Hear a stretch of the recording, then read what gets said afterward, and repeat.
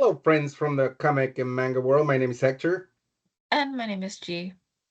and I'm here. We're here. Sorry, I was being like just me. No, we are here to talk to you about the October 14th FOC and our picks. G and I work for Penguin Random House, and we manage sales into the direct market. So the books that we talk about in these videos are from the publishers that we represent into those markets.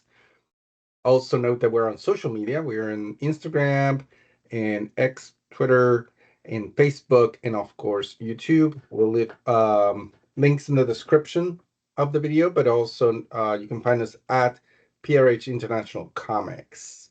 And without further ado, let's get started.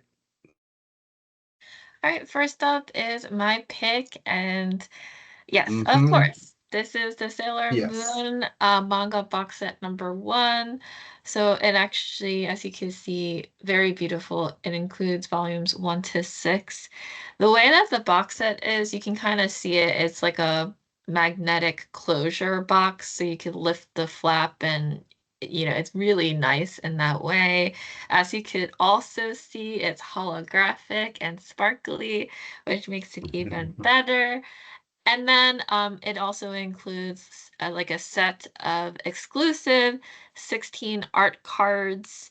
And yes, and I don't really need to say much about Usagi Yeah. here. The crybaby hero who has a talking cat. And the stories is all about like strength despite the fact that she's a crybaby. Did I mention that she's a crybaby? But she Yeah. stands up for her friends, and obviously this is something for fans, long-standing fans, new fans, to pick up in a Yeah. beautiful collection like this. So, when I saw the photos for this, immediately will be buying. Yes. Very good. And next up is one of my picks. This is my cover picks. This is Spider-Gwen, the Ghost Spider number 7. This is cover 8 by Mark Brooks. Oh my god, so beautiful. It's so cool. Here you have uh Spider-Gwen instead of a romantic pose with her brand new arch enemy, the Black Tarantula, which he gone through all manners of crime in New York City, and but he would be much easier to take down if it were not for the undeniable sparks between them. And you could see little angel or Cupid figurines of Peter, Miles, and Black Cat surrounding them, and just like flowers and hearts and everything.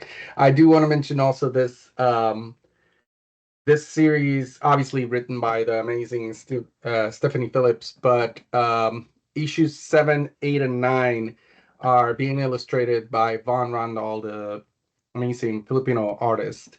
So double, triple reasons to get this. I mean, it should be enough with this cover, but there's even more. So there you go. One of my favorites for sure. Mhm. And to no surprise, my pick here. I've also we've also posted this on YouTube as like a YouTube short with the creators talking about this title. So definitely check that out because you could get to hear from them directly.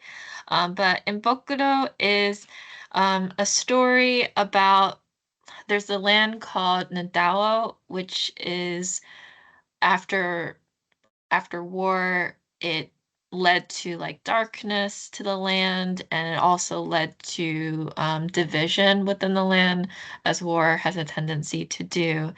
And then recently, we have numerous young girls who have gone missing from their villages. And so there's also like a trail of carnage, unfortunately, with the situation.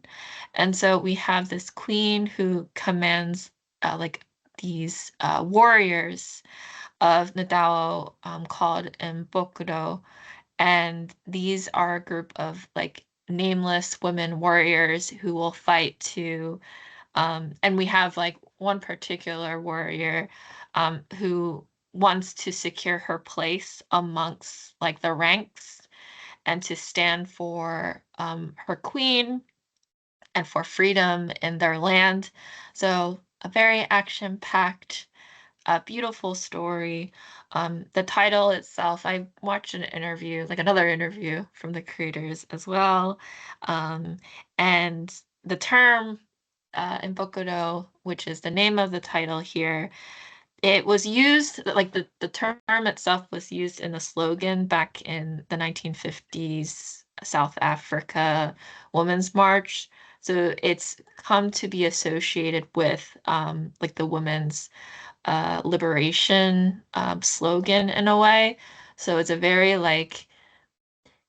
symbolic like term to use for a title, right? So and it very much encapsulates like the identity of what this comic does and what it stands for as well.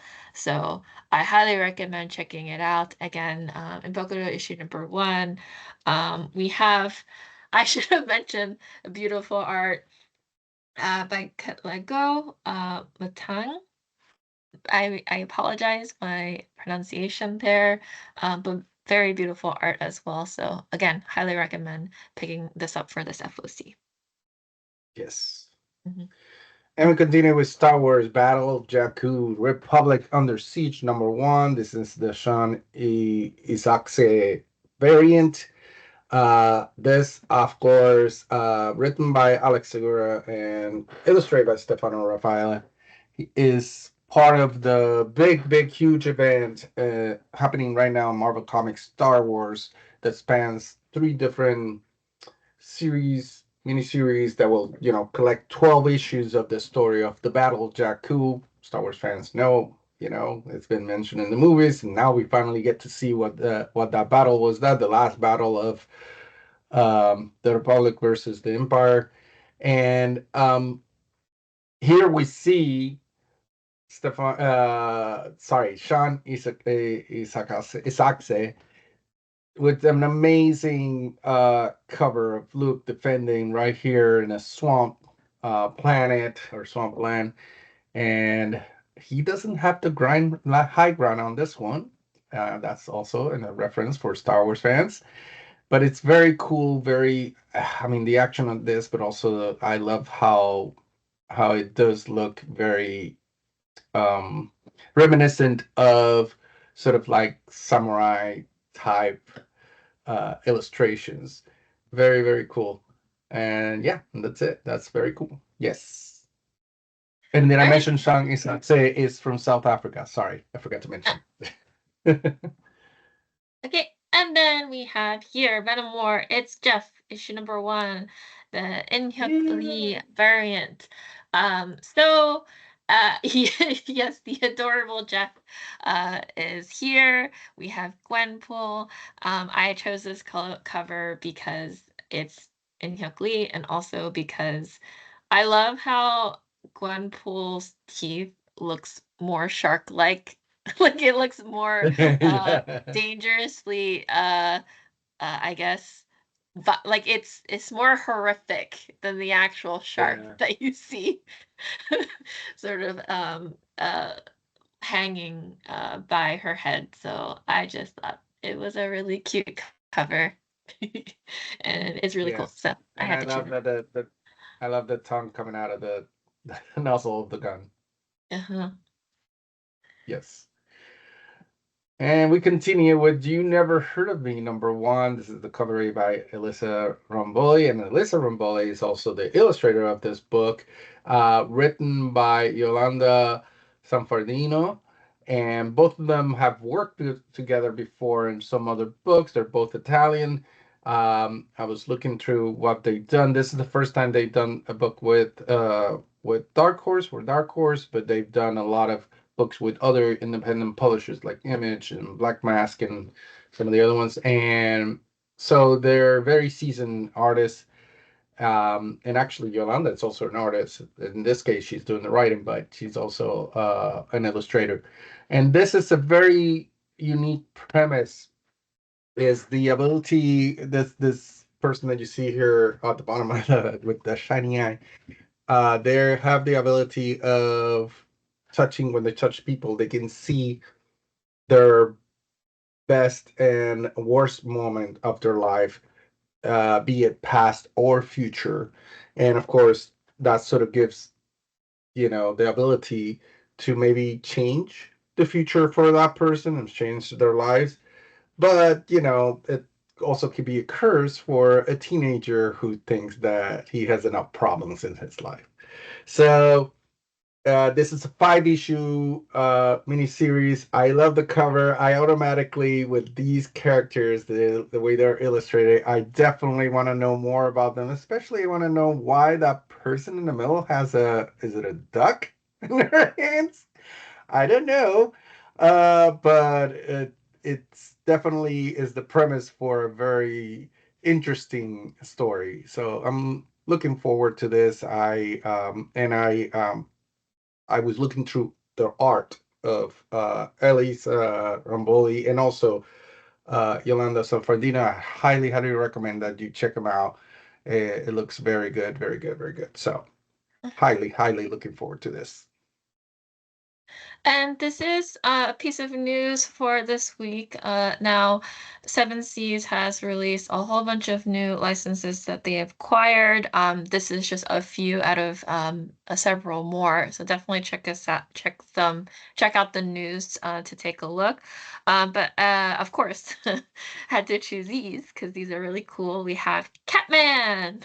This Mm-hmm. is Hatsutsuke is a cat humanoid living in a world where humans and cats coexist.